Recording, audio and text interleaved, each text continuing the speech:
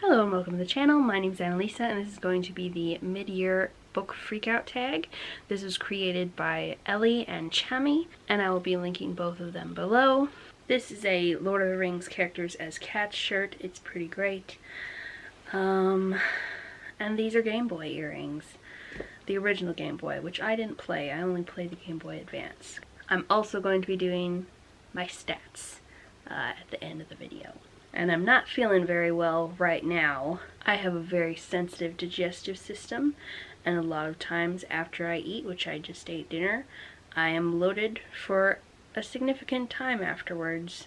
They're all foods that are like gentle to the digestive system because I purposefully stick to those, and yet it still feels the need to kick up a fuss. The first question is, what is the best book that you have read so far this year? And I have a lot of 5 stars, but I decided to pick The Girl Who Fell Beneath the Sea because this one just enchanted me so much.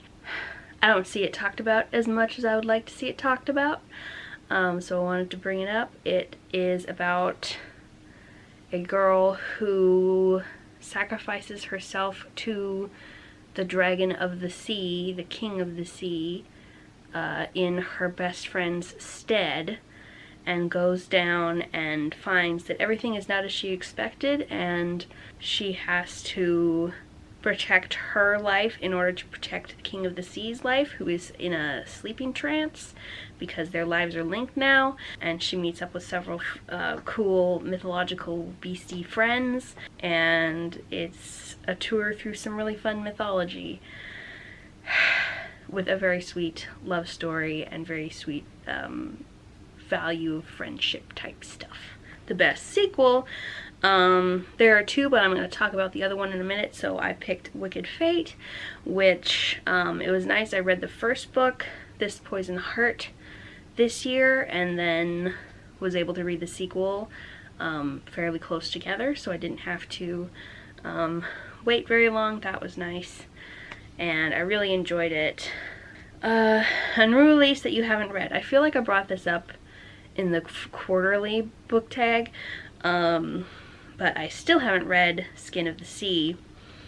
And the next question is your most anticipated release for the rest of the year, and for me that is the sequel to Skin of the Sea, because I'm planning on reading them close together like I did with This Poison Heart and This Wicked Fate. So because I've heard that the first one leaves you hanging a bit, so I want to have the next one be close to coming out before I actually try to read Skin of the Sea. Number 5, what is your biggest disappointing book of this year? It's unpopular opinion time. My most disappointing book that I was so looking forward to because I love retellings of this story. At least I've loved a few retellings of it, and everybody was raving about it, was Lore Olympus. I got the first volume for Christmas because I thought it would be easier to read in book format than scrolling through web pages, which I've done before but just isn't my preferred consumption method. It wasn't at all what I expected. I didn't even really like the illustration style. Like, I'd seen some images of the illustration style, but the way it was done in the full format, just, I didn't really like it, and I didn't like the characters. Like, not only did I not really feel any attachment to the main 2 characters, like the side characters were actively off-putting, but the crux of the issue was I didn't like the way the content warnings were worded versus what was actually in the text. I think if you're going to have that on page, you need to specify that it's on page. And I consider it to be on page even though it was not it happened during the story and it was not skipped over. And so that was super upsetting for me and unexpected because I am much better at handling those things when they are just mentions or if they are skipped over, happen off page, or are in the past, in the backstory of the characters. So that was really upsetting and really put the icing on the cake of I did not like that volume. No offense to anybody who does like it. I know a lot of people who really liked it, and like it would have been just a meh for me if it had not been for in my opinion, badly done content warnings. Moving on. What was the biggest surprise of the year so far? And I picked one that I just read, which is That Time I Got Drunk and Saved a Demon, because I actually read the sequel to this and a short story that was set in this universe first, and they were both a lot of smut, not much substance. A little bit of substance in the sequel, but not very much.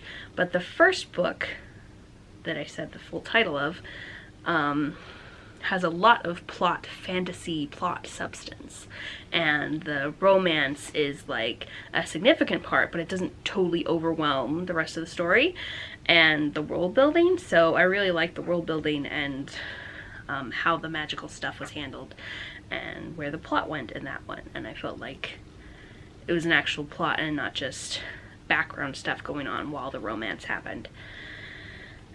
I also really like the romance better because it wasn't a mated thing, which the second one was, because it's a werewolf who like sees his perfect person and then he knows that they're gonna be together forever and all that crap.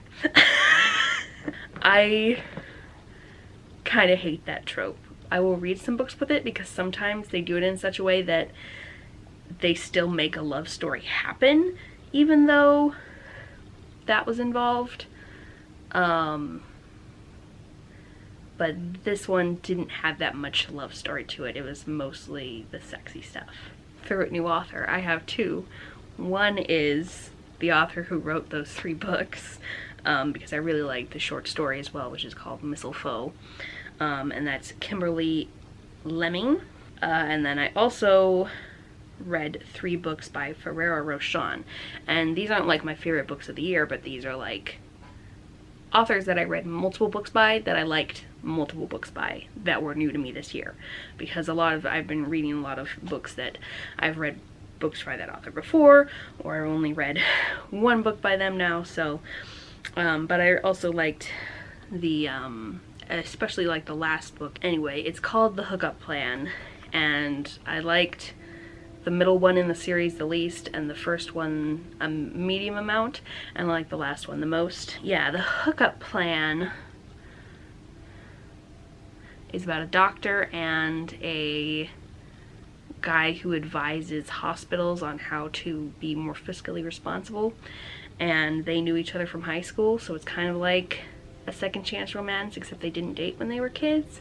They just kind of had a little zingy tension between them back then, and I quite like that romance. Hey there, change of outfit, but I was so physically uncomfortable yesterday, I guess, that I totally forgot to do the question that I was most excited to do, slash the most intending to do. My chair squeaks a lot. And that is, who is your new bookish crush for this year? The reason I wanted to do this one isn't because my answer to that question specifically is super interesting, but because I wanted to expand upon it a bit. Because I just watched a video by Kara of Wild Book Garden addressing the snobbery that comes into effect when people are disgusted at the very idea that anyone could have a bookish crush. And she does lots of caveats in that video about just people who don't get bookish crushes is fine, but people who are irritated that other people get bookish crushes is like, could you not? But she also talked about how several of the books on her bookish boyfriend's list are YA, and so they have teenage heroes. and how that doesn't mean she wants to date teenagers. She's thinking like, if she were that age, when she was that age, she would be interested in this person. So that made me think about how several of the bookish crushes that I have are actually on people from middle grade books. So I wanted to talk about how that works for me. So one of them is Orlu from Akata Witch and Akata Warrior, and probably Akata Woman, but I haven't read that one yet. And Saturday from the Fairyland series. How that works for me is, one, there are some series like this that the character that I like grows up with the books. Like in this series, I think they started about 11 and end up at about 16. So you get to watch the main character and the guy and the sweet boy start out as friends and gradually grow into a friends to romance situation. And childhood friends to romance is one of my favorite tropes. This also happens in the Rent to the Rescue series. And I really like that progression as well. And I suspect that that is what is going to happen in Akata Woman. But the seeds of the romantic relationship between the kids start off fairly early on, and they grow from there, and you can tell that these kids like each other or might potentially like each other. And how I feel about having a crush on these characters is similar to Kara. I would, but slightly different, I would like to be a child their age and be part of their little friend group and know this person, and then have a childhood friendship to romance progression as we aged. Is this partially because I had very few friends as a child? Probably. And so my definition of a crush on these types of characters is where I wish that in the real world I would have had a friend like them, and that we could have grown up to have a romance when we were older. But also I would really just love them as a friend at that age. So yeah, those are some of my past experiences with bookish crushes. This year, my newest bookish crush is actually a character from a fantasy romance that is an adult romance. And a big reason for this is that he has wings that are a pale red, almost a pinkish sort of a color, and they're really pretty butterfly wings, which male fairies are usually depicted with like dragonfly wings or something, more masculine. And I really love the wings, but I also really love his character as a person. He is very loyal and only slightly emotionally constipated, and I really love his relationship with the main character, the romance that they have, and how sweet he is in that relationship. But yes, the physical appearance is a big part of that one, being specifically a fictional crush rather than just a character I enjoyed. Alright, back to yesterday's me. Number 8, a new favorite character. And I decided to once again pick someone I had read multiple books with this person in it, and that would be Briseis from This Poison Heart. She loves her moms so much, and she cares so much about people she doesn't know, which is very important to me. And she loves plants. I love plants, and that's all really cool. And she's also really tough and has powerful magic, and like is very brave. Her relationship with her love interest is also very cute. Okay, number 10. A book that made you cry. I cried at Sisters of Reckoning. That is the other sequel I read this year that I really, really liked. It's a sequel to The Good Luck Girls, and there was a scene kind of near the end that was just her and one of her love interests talking, and it was so sweet. I cried at that scene. It's a really good book. Number 11, what is a book that made you happy? One for All, I really like that. It has POTS representation, and I really like chronic illness representation like that, and it's also Lady Musketeers, Protecting the King, which Protecting the King is kind of like, but it's like, they very much talked about the king isn't great, but if he gets displaced, it's going to mean a civil war, and then a bunch of peasants are going to die. So in order to prevent the peasants from being in danger, we're going to protect the king. So I like that they like address that, and we're just like, we must save the king because he's the king. And there's a lot about sisterhood and being sweet, and there's an Arrow Ace character as well, a side character. 12, what is the most beautiful book you have bought this year? And I did show this one to you earlier as well. This is Fire Becomes Her by Rosie Thor. And I really liked a book by Rosie Thor before, and this has polyamory and asexual rep, from what I remember. But it's so pretty with the flamies and the stars on her big flowy dress. And a book you need to read is that book. I need to read that before the end of the year because I bought it just 1 month ago, but still, I would like to read it sometime soon. And number 14, a new book community member that you have met this year. I wrote down a paraphrase, and now I can't remember how exactly it's phrased, but I want to shout out to say Kevy. I think that's how you pronounce the first word. It's French, right? I just met Kevy over the internet, not in person, like a week ago.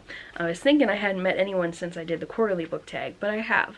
Maybe it was the Stand with Trans Kids tag. Somebody tagged her in that, or like shouted her out in that. That was probably what it was. So I went and watched a few videos, and she came and watched a few of my videos, and that was really cool. And I also, she mentioned she had a review of Manhunt up, and I went and checked that out because I want to know what I'm getting into. And it turns out from that review that I'm going to need to be very careful and probably skim a lot of parts of that because it's a lot darker than I thought.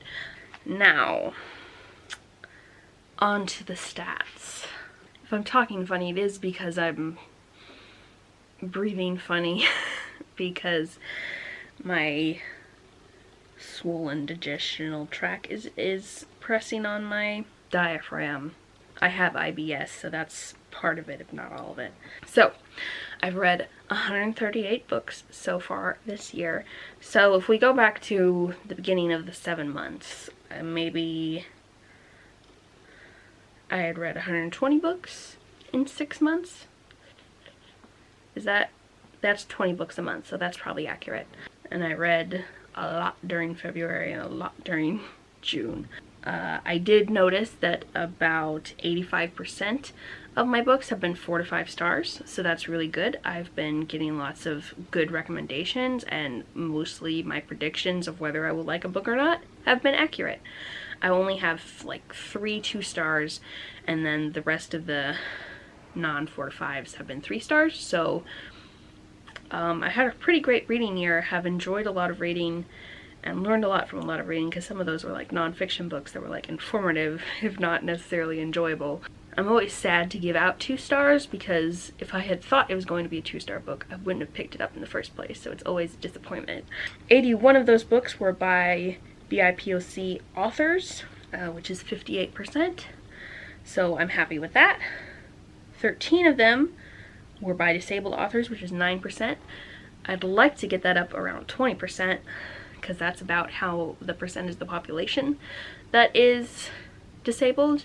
But one of the really good ways I've been able to find recommendations for books that aren't super popular on BookTube is going through my libraries system, and like they have BIPOC sections, they have specific Black, Indigenous, South Asian, sections in their online catalogs. They have Rainbow Read section, and they have a disability section, but the problem with disability rep is that a lot of it is not own voices, and they put a lot of non-owned voices books on that list. So I can't really use that list because I have to look up each individual book to find out if the author is disabled. And so I tend to rely on other sources for my disability recs. And the ones that I haven't read yet that are on a lot of the lists, my library doesn't have. So that's kind of frustrating, but I do want to continue to work on that and like try to find more sources of recommendations and work into my budget, eventually buying the ones that my library doesn't have, and every couple of months or so I can ask my library to buy one of them. And I've read 18 queer books, which is 13%. And by queer books I mean not just inclusive of queer people where there are queer side characters, but where the main characters are queer. I prefer an openly owned voices book for those, but I count ones even that are not, because a lot of authors in that area are in the closet, so I don't want to invalidate them putting their experiences into books if they don't want to publicly say that that's their identity. But yeah, a lot of those I do know for sure are own voices because the authors put it in their bio very conveniently. And I'm kind of fairly happy with that percentage, but I got a ton of recommendations for queer middle grade books this year, and I'm gradually working my way through that list. So as far as goals, several of those were my goals and they're going fairly well. The only goal that I'm really behind on is reading more asexual rep books, because that's my specific identity. But yeah, if you have an asexual rep recommendation, put it down below and I will tell you if I have read it or not. And I will give you my opinion if I have read it. And if you want those kind of recommendations, I have a video that I'll link below that is my asexual and aromantic book recommendations. And I almost have enough autistic books to make another autistic girl recommends autistic books video. There's like 4 or 5 more on my TBR that I want to get read so that I can know whether or not they're a good fit for the list. Thank you so much for watching, and I will see you in the next video. And my guts feel better now. Thanks for hanging out while I didn't feel well. Bye bye.